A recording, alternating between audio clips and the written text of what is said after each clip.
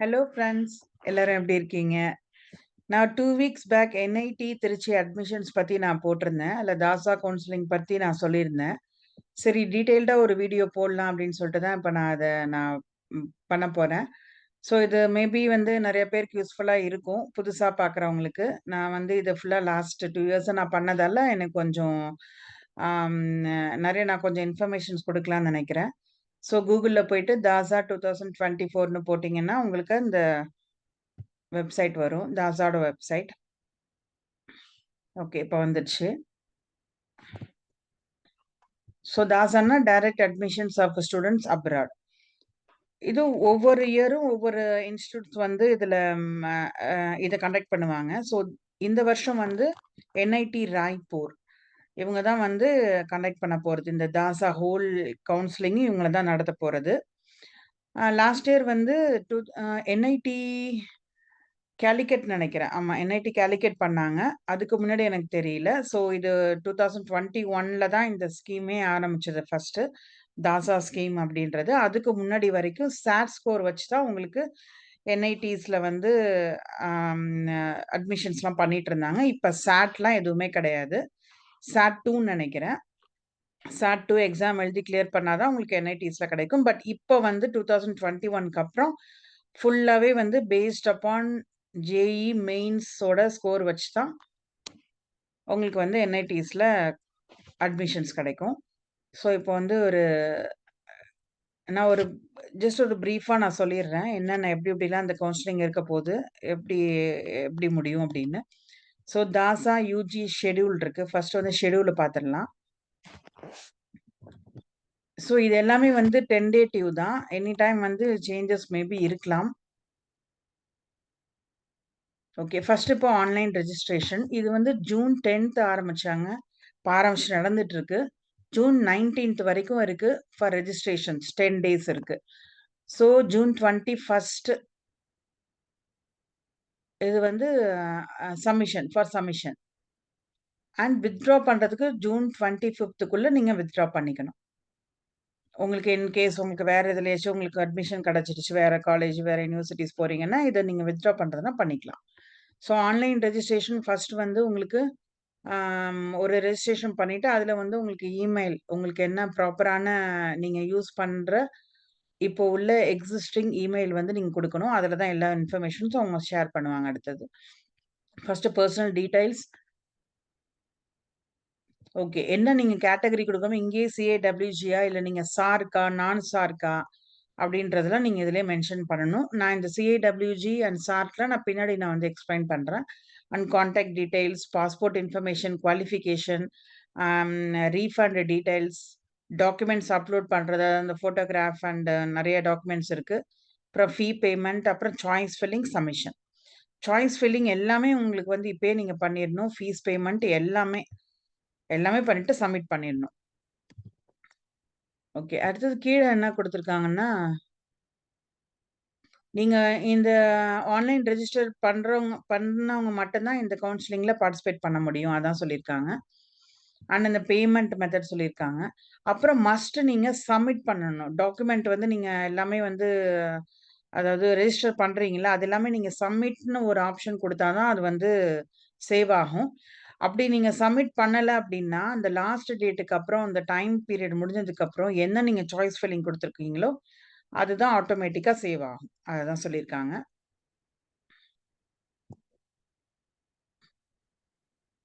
And இன்னும் இம்பார்ட்டன்ட்டா இன்னொன்னு வந்து இந்த இது கவுன்சிலிங் ஸ்டார்ட் பண்றதுக்கு முன்னாடியே இந்த ரெஜிஸ்ட்ரேஷன் டைம்லயே நீங்க ஃபீஸ் ஃபுல்லா பே பண்ணிறணும்.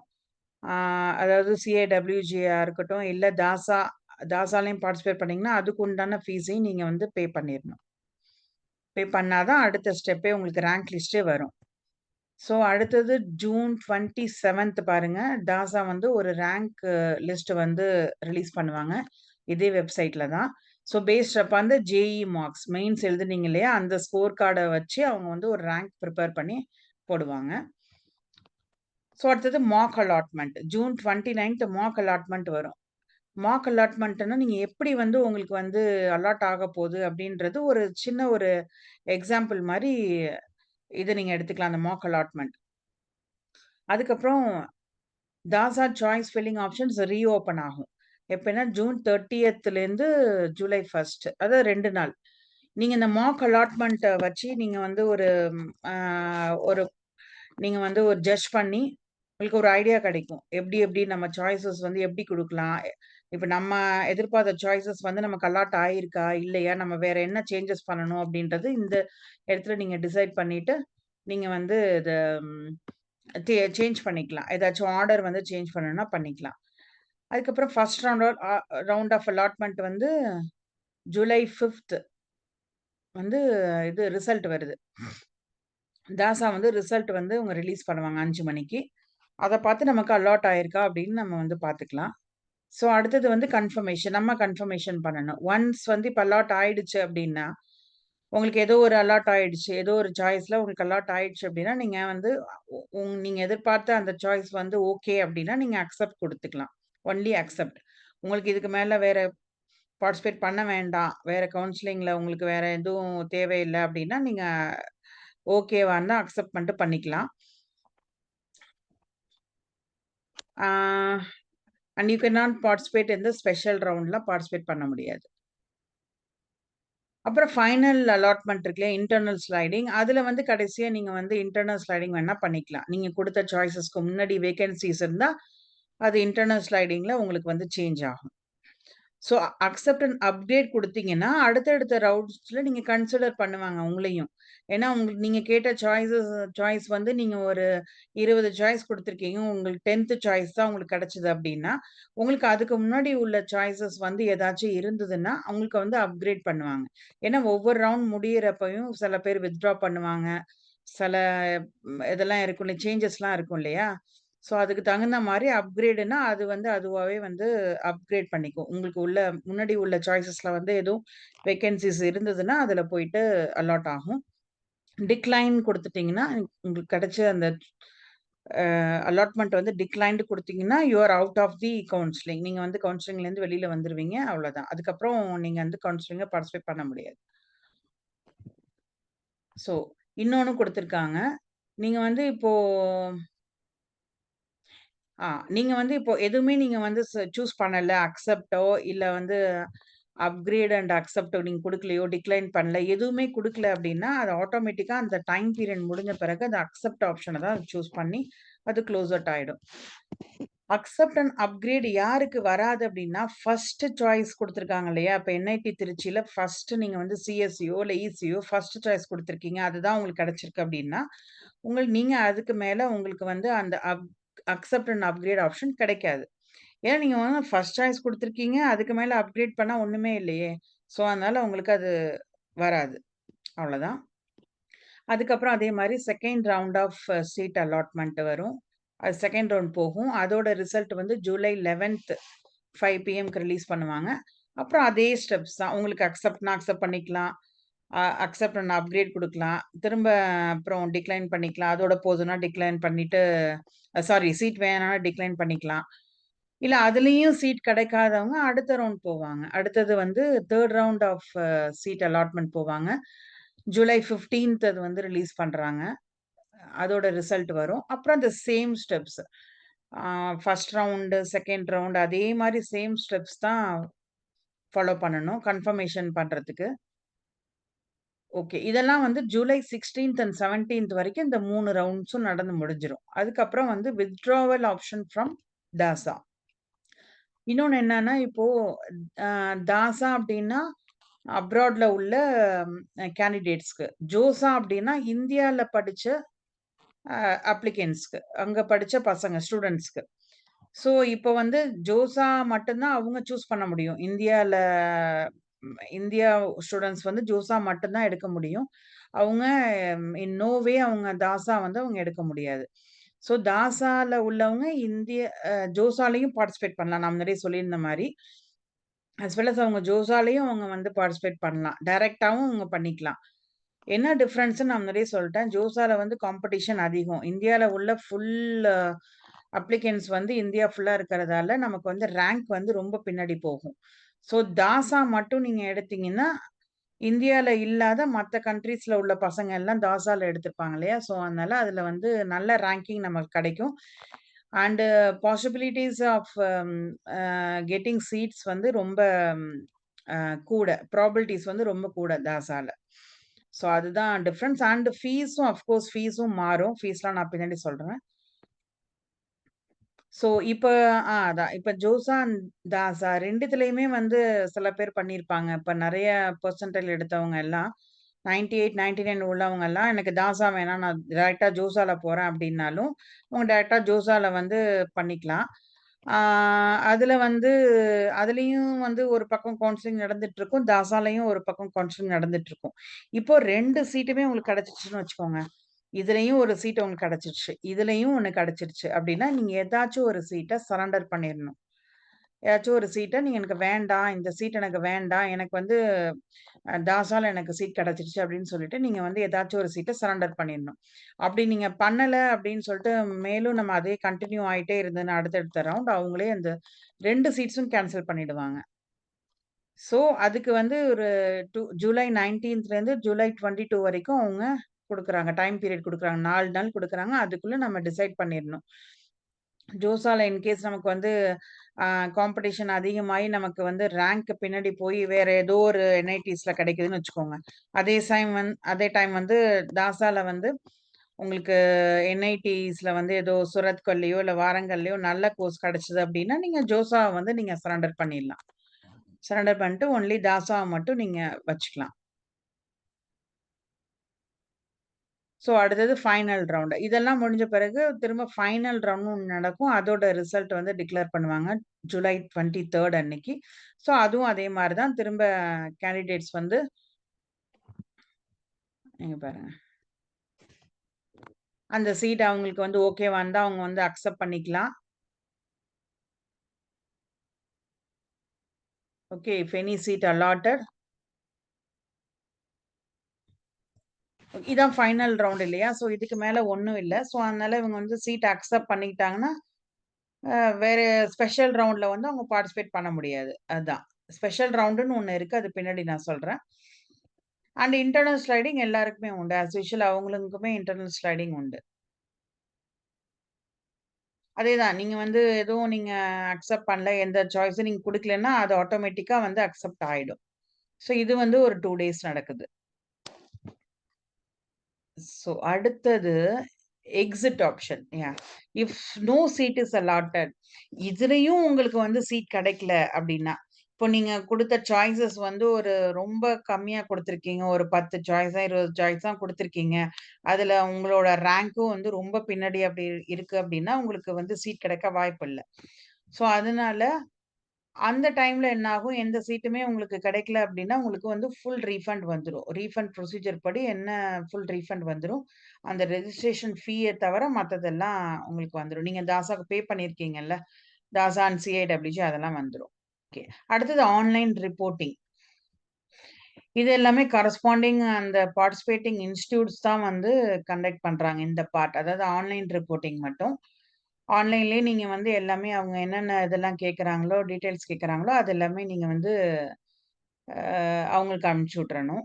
இதெல்லாம் வந்து யாரெல்லாம் ரவுண்ட் 1, 2, 3 அண்ட் ஃபைனல் ரவுண்ட்ஸ் முடிச்சாங்களோ அவங்க மட்டும் தான். அடுத்தது இன்டர்னல் ஸ்லைடிங். இப்போ அலாட்டட் கேண்டிடேட்ஸ் எல்லாமே அங்கங்க அவங்க ரிப்போர்ட் பண்ணிருவாங்க. ஆன்லைன் இது பண்ணிருவாங்க. அதுக்கப்புறம் இன்டர்னல் ஸ்லைடிங்.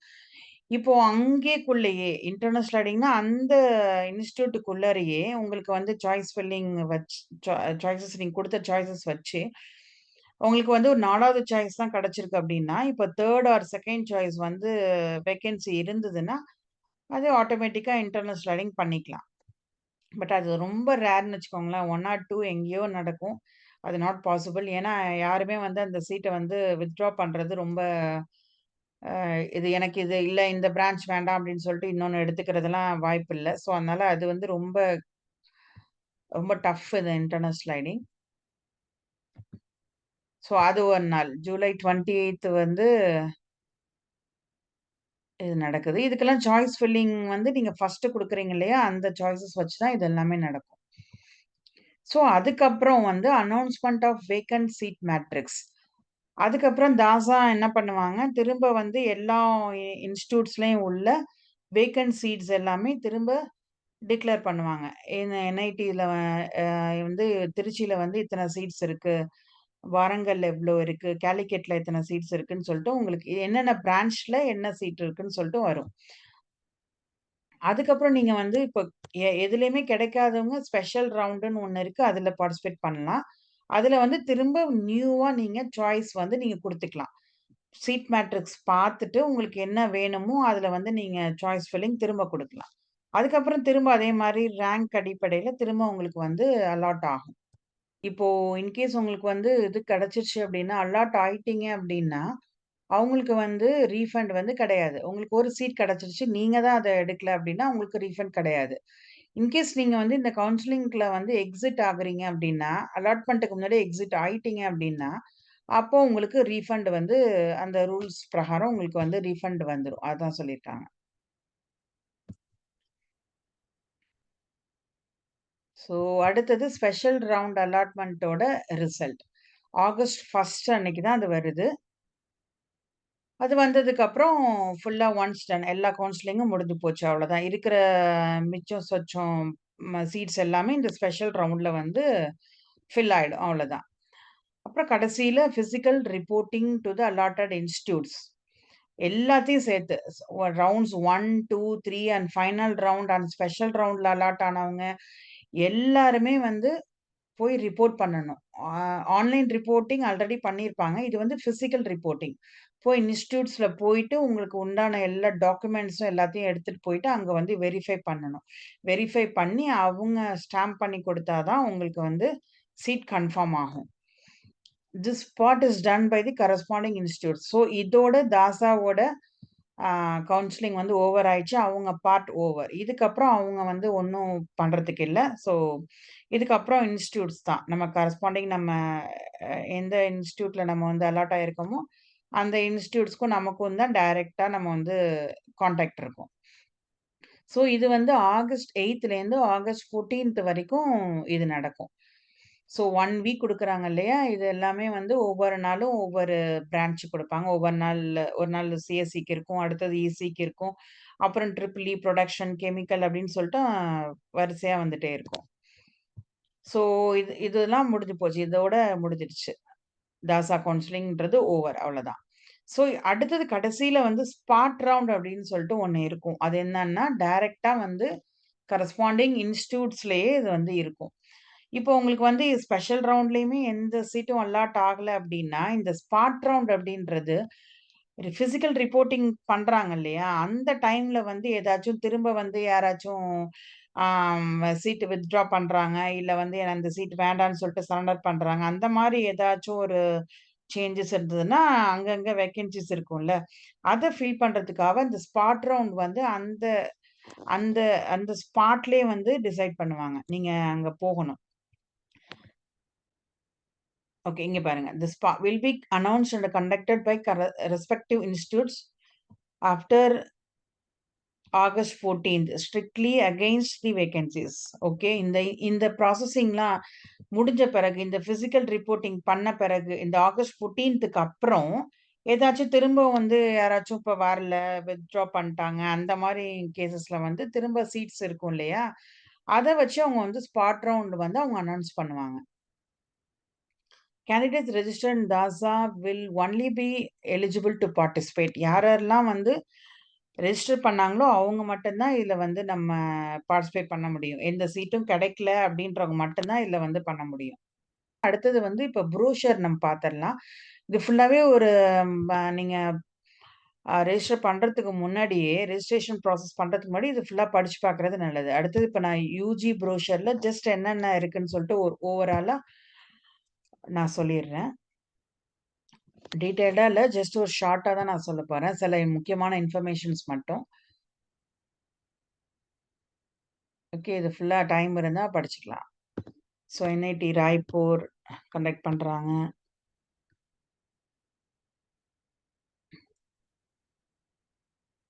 ஓகே. இந்த வருஷத்துக்கு உண்டான 2024-25. இது பார்ட்டிசிபேட்டிங் இன்ஸ்டிடியூட்ஸ். எந்தெந்த இன்ஸ்டிடியூட்ஸ் வந்து பார்ட்டிசிபேட் பண்ணுது நீங்க பார்த்துக்கலாம். இதுல ஃபர்ஸ்ட் இருக்கிறது ஃபுல்லாவே என்ஐடிஸ் தான். என்ஐடிஸ் நான் சொன்ன மாரி அதர் டீம்டு யூனிவர்சிட்டீஸ், பிரைவேட் இன்ஸ்டிடியூட்ஸும் இதில வந்து பார்ட்டிசிபேட் பண்ணுவாங்க. இங்க பாருங்க என்ஐடிஸ் முடிஞ்ச பிறகு அடுத்தது ஐஐடிஸ் இருக்கு. ஐஐடி நம்ம காஞ்சிபுரத்தில இருக்கு இல்லையா? காஞ்சிபுரம் ஐஐடி வந்து top number 1 triple ID triple ID வந்து காஞ்சிபுரம். ட்ரிபிள் ஐடி காஞ்சிபுரம் வந்து நல்ல ட்ரிபிள் ஐடி. அது நான் சொன்ன மாரி அதர் பிரீமியர் டெக்னிக்கல் இன்ஸ்டிடியூட்ஸும் இருக்குன்னு சொன்னேன்ல. இந்த பாருங்க பஞ்சாப் இன்ஜினியரிங் அது, அப்புறம் Indraprastha institute of technology and then இந்த Manipal institute of technology. NIT Trichy தான் வந்து நம்பர் 1 என்ஐடி. அதுக்கப்புறம் சுரத்கல் இருக்கு. அப்புறம் இது வாரங்கல் வருது. அதுக்கப்புறம் ரூர்கேலா, ஒரிசா. அப்புறம் என்ஐடி கேலிக்கட் வரும். அப்புறம் அப்படியே போகும். ஸோ இதெல்லாம் நீங்க என்ஐஆர்எஃப் ரேங்கிங்ல போயிட்டு எந்தெந்த இன்ஸ்டிடியூட்ஸ் என்னென்ன ரேங்க் இருக்குன்னு பார்த்து நீங்க பண்ணிக்கலாம். ஒரு 10 என்ஐடிஸ் ரொம்ப நல்லா இருக்கும். நான் வேணா எனக்கு முடிஞ்சதுன்னா நான் வந்து டாப் என்ஐடிஸ் எல்லாமே என்ஐஆர்எஃப்ல இருக்கு. நீங்க அதிலயே பார்த்துக்கலாம். ஸோ இப்போ அடுத்தது ரொம்ப முக்கியமானது ரெசிடென்ஷியல் ரெக்குயர்மெண்ட். இதுதான் நான் சொல்லணும்னு நினச்சிட்டு இருந்தேன். அட்லீஸ்ட் லாஸ்ட் 8 இயர்ஸ் வந்து ஸ்கூலிங் வந்து நீங்கள் வெளியில் பண்ணியிருந்துருக்கணும். அப்ராடில், இந்தியாவை தவிர மற்ற கண்ட்ரீஸில் பண்ணியிருக்கணும், அவசியம் பண்ணியிருக்கணும். அண்ட் +1 +2 கட்டாயம் பண்ணியிருக்கணும், மஸ்ட் பண்ணியிருக்கணும். கல்ஃப் கண்ட்ரீஸ்லேயோ இல்லை அதர் கண்ட்ரீஸ்லேயோ மஸ்ட் பண்ணியிருக்கணும். ஆர் அதுக்கு ஈக்குவலண்ட்டான போர்ட்ஸ் அதில் இருக்க எல்லாமே அதை நீங்கள் பார்க்கலாம். இந்தியன் ஒர்க்கர்ஸ் இன் கல்ஃப் கண்ட்ரீஸ். ஓகே, இது வந்து தாசால உள்ள ஒரு சப் கேட்டகரி. தாசால 10 சீட்ஸ் அப்படின்னா அதில் சிஏடபிள்யூஜியில் 3 சீட்ஸ் வந்து இருக்கு. அதாவது 5% சொல்லியிருக்காங்க. உங்களுக்கு சீட் அலாட் ஆனிச்சு அப்படின்னா 1,25,000 பெர் ஆனம். இது வந்து ஃபீஸ் அவங்களுக்கு. ஓகேவா? சிஏடபிள்யூஜியில் உள்ள ஃபீஸ் ஸ்ட்ரக்சர் இது. இதே தாசானா நான் சொன்னேன் இல்லையா 4 லேக் பெர் செமஸ்டர் அது. ஸோ 8 லேக் ஆகுது. அது வந்து பெர் ஆனம்க்கு வந்து 8 லேக் மேல வரும் தாசால. பட் சிஏடபிள்யூஜில இந்த பிரிவிலேஜ் இருக்கு. ஓகே, இது வந்து கல்ஃப் கண்ட்ரீஸ்ல ஒர்க் பண்ற இந்தியன் ஒர்க்கர்ஸோட பசங்களுக்காக.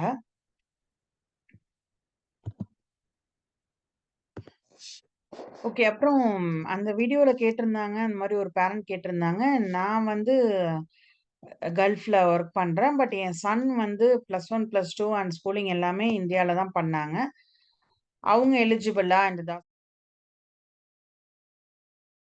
கண்டிப்பா எலிஜிபிள் கிடையாது. ஏன்னா சிஐடபிள்யூஜி கேட்டகரியிலையும் ஸ்டூடெண்ட்ஸ் வந்து அதாவது கேண்டிடேட்ஸ் வந்து 11th அண்ட் +2 மஸ்ட்டு அப்ராடில் பண்ணியிருந்துருக்கணும். அதாவது கல்ஃப் கண்ட்ரியில் பண்ணியிருக்கணும். கல்ஃப் கண்ட்ரி இந்த 7 கண்ட்ரீஸில் எதுலையாச்சும் ஒரு கண்ட்ரீஸில் படித்தாதான் அவங்க கம்ப்ளீட் பண்ணியிருந்தால் தான் அவங்க எலிஜிபிள்.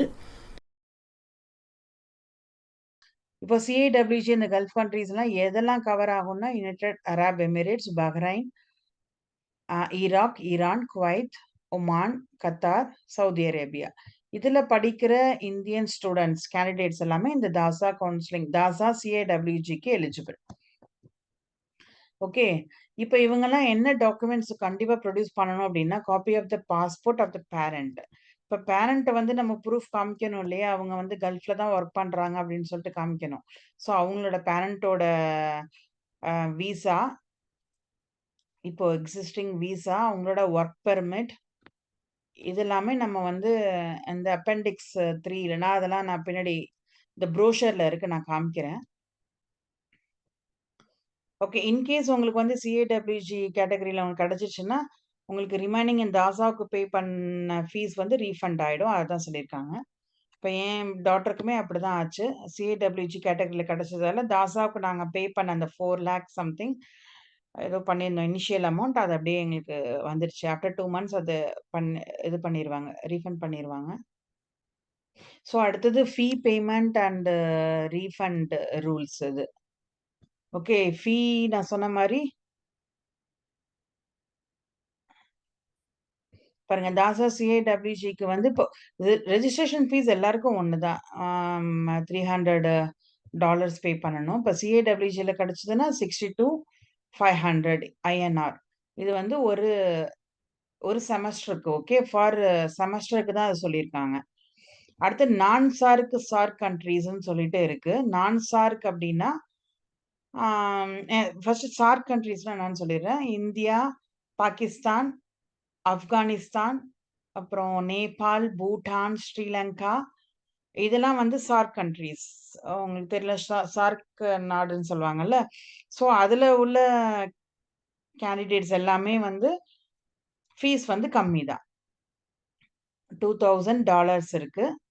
ஸோ இன்னொன்னு ஒரு ஆடட் அட்வான்டேஜ். அதாவது இந்தியாவுல இல்லாம அந்த அதர் சார்க் கண்ட்ரீஸ்ல இதுதான் ஃபீஸ் 2000. நான் சார்க்குன்னா அதர் தென் திஸ் அண்ட் கல்ஃப்னா மத்த யுஎஸ், யுகே இல்ல யூரோப்லேருந்து, இல்ல ரஷ்யாலேருந்து, இல்ல சைனாலேருந்து அவங்கலாம் நான் சார்க் கண்ட்ரீஸ். அவங்களுக்குலாம் வந்து $4000 தான். தென் ஹாஸ்டல் அக்காமடேஷன் அதெல்லாம் அதர் எக்ஸ்பென்சஸ்லாம் அதெல்லாம் தனியா. இது வந்து ஒன்லி ஃபார் டியூஷன் ஃபீஸ் மட்டும்தான்.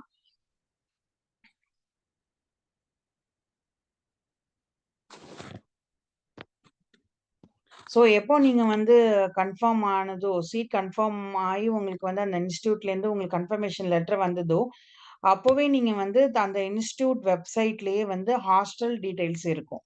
அக்காமடேஷன் எல்லாமே இருக்கும். நீங்க ஹாஸ்டல் டீட்டெயில்ஸ் போயிட்டு, அங்க நீங்க அந்த பேஜ் ஓப்பன் பண்ணி, நீங்க வந்து ரெஜிஸ்டர் பண்ணணும். ரெஜிஸ்டர் பண்ணி, நீங்க அதுக்கப்புறம் அந்த செமஸ்டர் ஃபீஸும் நீங்க பே பண்ணிரலாம். ஹாஸ்டல் ஃபீஸ் பே பண்ணிரலாம்.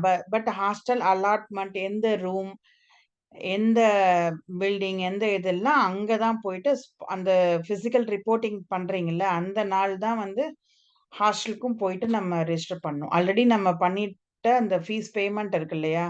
அந்த ஸ்லிப்ப எடுத்துட்டு போயிட்டு அவங்கள்ட்ட காமிச்சா, அவங்க ஆட்டோமேட்டிக்கா அவங்க வந்து ஹாஸ்டல் ரூம் வந்து அவங்க அலாட் பண்ணிடுவாங்க. நம்ம அதெல்லாம் முன்னாடியே பண்ணிரலாம் ஆக்சுவலி. இதெல்லாம் முன்னாடியே பண்ணிரலாம். ஸோ ஃபீஸ் பேமெண்ட் வந்து எந்த மெத்தடுன்னு பாருங்க. ஷிஃப்ட் இருக்கு, நெஃப்ட் இருக்கு. நாங்க வந்து ஷிஃப்ட் தான் பண்ணோம். ஸோ இது இங்க ஈஸியா இருந்தது. நாங்க லோக்கல் டெபிட் கார்டு வச்சு நாங்க யூஸ் பண்ணி அது பண்ணியாச்சு. ஏன்னா டாலர்ஸ் பேமெண்ட் தான். So easy. ரொம்ப ஒண்ணும் இது இருக்காது. ஸோ அந்த டீட்டெயில்ஸ்லாம் இங்க இருக்கு. இங்க பாருங்க எல்லாம் குடுத்துருக்காங்க. ஸோ அடுத்தது ரீஃபண்ட். ரீஃபண்டுக்கும் நீங்க வந்து டீட்டெயில்ஸ் வந்து ஃபில் பண்ணணும். எந்த பேங்க், எந்த அக்கவுண்ட் எல்லாமே நீங்க குடுத்துடணும். இல்ல சேம் நீங்க இப்போ யூஸ் பண்ண அதே பேங்க் அக்கவுண்ட் அப்டின்னா, அது சேம் அதே நீங்க குடுத்துக்கலாம்.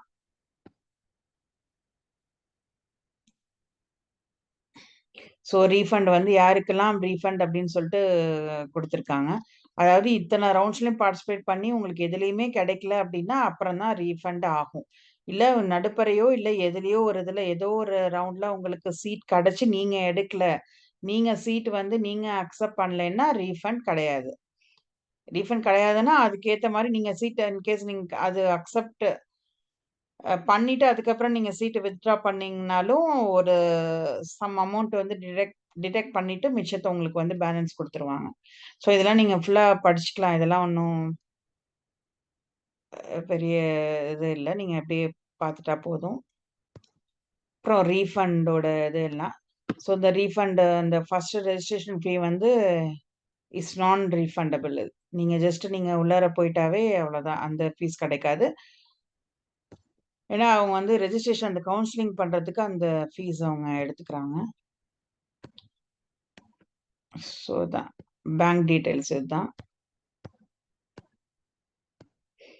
So submission of application, online application, registration இது எல்லாமே நம்ம வந்து இதில பார்த்தோம். ஏதாச்சும் டவுட் இருந்ததுன்னா என்ன இந்த பாருங்க இந்த என்ன ஃபார்மேட்ல, என்ன சைஸ்ல இந்த டாக்குமெண்ட்ஸ்லாம் எப்படி இருக்கணும், ஃபோட்டோகிராஃப் சைஸ் எப்படி இருக்கணும் எல்லாமே இதில மென்ஷன் பண்ணியிருக்காங்க. இதில வந்து கிளியரா பார்த்துட்டு அதுக்கப்புறம் அதில அப்லோட் பண்ணலாம். ஓகே. அடுத்தது டாக்குமெண்ட்ஸ். ரெக்வயர்ட் டாக்குமெண்ட்ஸ்லாம் வந்து எப்படி இருக்கணும்? என்ன வேணும் அப்படின்னு சொல்லிட்டு இங்க டீட்டெயில்டா குடுத்துருக்காங்க. இங்க பாருங்க ஜேஇ அந்த ஃபைனல் ஸ்கோர் கார்ட் இருக்குல்ல அது. அப்புறம் 10த் mark sheet, +1 mark sheet, +2 mark sheet இது எல்லாமே வந்து மேண்டேட்டரி இது எல்லாமே. அண்ட் பாஸ்போர்ட், அப்ளிகன்ட்ஸோட passport and date of birth.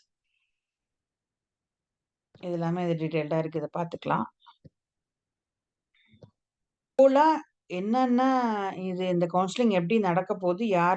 யாரெல்லாம் எலிஜிபிலிட்டி அண்ட் என்னென்ன டாக்குமெண்ட்ஸ் ரெக்வயர்ட், எப்படி வந்து அப்ளிகேஷன் ஃபார்ம் ஃபில் பண்ணணும்? இந்த டீட்டெயில்ஸ் ஃபுல்லாவே இதுல இருக்கு.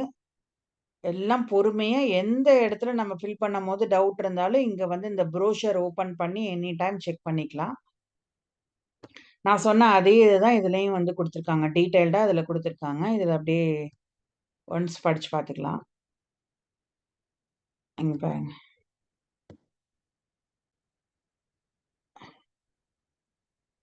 So internal sliding, special round எல்லாமே அதுல உள்ளத நான் ஷெட்யூல்ல சொன்னேன்ல, அத வந்து ரொம்ப டீட்டெயில்டா குடுத்துருக்காங்க. ஸோ அவ்வளோதான் அது. ஓகே. இத பாருங்க. இதான் அந்த +2 +1 அண்ட் +2 முடிச்சோம் இல்லையா? அதோட அந்த ஸ்கூல்ல குடுக்குற சர்டிஃபிகேட் வந்து இப்படிதான் இருக்கணும். இந்த ஃபார்ம்ல தான் இருக்கணும். அதோட ஃபார்மேட் தான் அது. இந்த ஃபார்மேட்ல தான் நம்ம வந்து ஸ்கூல்ல வந்து இங்க சிக்னேச்சர் வாங்கி நம்ம குடுக்கணும். Head of the school or institution. இது வந்து ஸ்கூல்லேருந்து அஸ் ப்ரூஃப் ஆஃப் எஜுகேஷன். ஆமா. இந்த போனஃபைடு சர்டிஃபிகேட் அது. ஸோ அவ்வளோதான். இதான். இந்த இதுல இதான் சொல்லியிருக்காங்க. ஸோ இது ஃபுல்லா பொறுமையா படிச்சு பார்த்துட்டு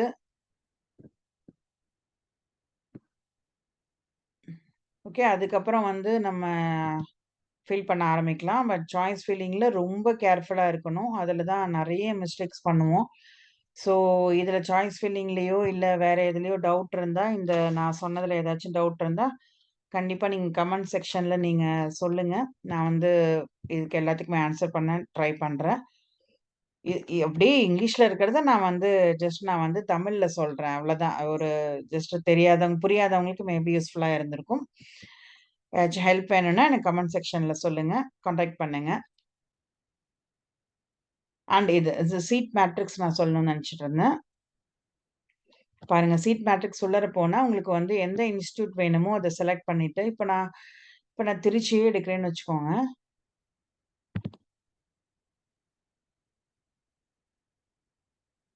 என்ஐடி திருச்சி. ஓகே. திருச்சிய எடுக்கிறேன். இப்போ வந்து எனக்கு எந்த பிரான்ச்சஸ்ல எவ்வளோ சீட்ஸ் இருக்குன்னு தெரியணும். நான் இப்ப ஆல் பிரான்ச்சஸ் போடுறேன். இப்ப பாருங்க.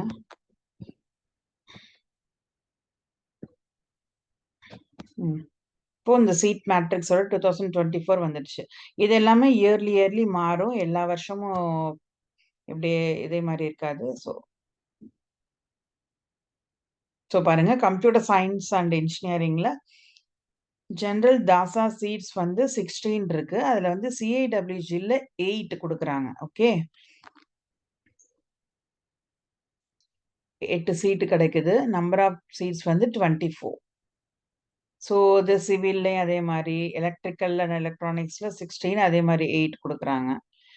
ஸோ இத பார்த்துக்கலாம். இப்ப வேற இன்ஸ்டிடியூட் பாருங்க. இப்போ நெக்ஸ்ட் வந்து சுரத்கல் எடுக்கலாமா? ஓகே. கர்நாடகா சுரத்கல் எடுத்திருக்கேன். Again all the branches. Okay. இத பாருங்க அப்போ. இப்ப இங்க ஆர்டிபிஷியல் இன்டெலிஜென்ஸ் சொல்லிட்டு தனியாவே இருக்கு. ஏஐ இருக்கு. அதுல வந்து ஜெனரல் தாசா சீட்ஸ் 3 தான். அதுல சிஏடபிள்யூஜி 1 சீட் தான். நான் சொன்னேன்ல பாருங்க. அண்ட் சிவில் இருக்கு. Information technology, computer science. பாருங்க கம்ப்யூட்டர் சயன்ஸ் வந்து டோட்டல் 11 சீட்ஸ் வந்து இருக்கு. அதுல வந்து 5 சீட்ஸ் மட்டும் தான் சிஏடபிள்யூஜிக்கு. திருச்சியில வந்து 16 இருந்தது. இங்க வந்து 11 தான் குடுக்குறாங்க. ஸோ அது வந்து டிஃபர் ஆகும். ஒரு என்ஐடிஸ்க்குமே டிஃபர் ஆகும். ஸோ மைனிங் இன்ஜினியரிங்ல பாருங்க, ஒரே சீட்டு தான். அது ஒண்ணு தான் தாசா சீட்டு. சிஏடபிள்யூஜில சீட்டே கிடையாது. ஸோ அந்த மாரியும் இருக்கு. சீட் மேட்ரிக்ஸ் வந்து நம்ம பார்த்துட்டு, அதுக்கேத்த மாரி நம்ம சாய்ஸ் ஃபில்லிங் பண்ணலாம். ஸோ அவ்வளோதான். எல்லா இன்ஸ்டிடியூட்ஸும் அந்த மாரி நீங்க பார்த்துக்கலாம். ஸோ இதான் ஓவராலா நான் சொல்லிட்டேன். எதுவும் டவுட்ஸ் இருந்ததுன்னா, நீங்க கமெண்ட் செக்ஷன்ல கேளுங்க. நான் ஆன்ஸர் பண்றேன். Thank you. பாய்.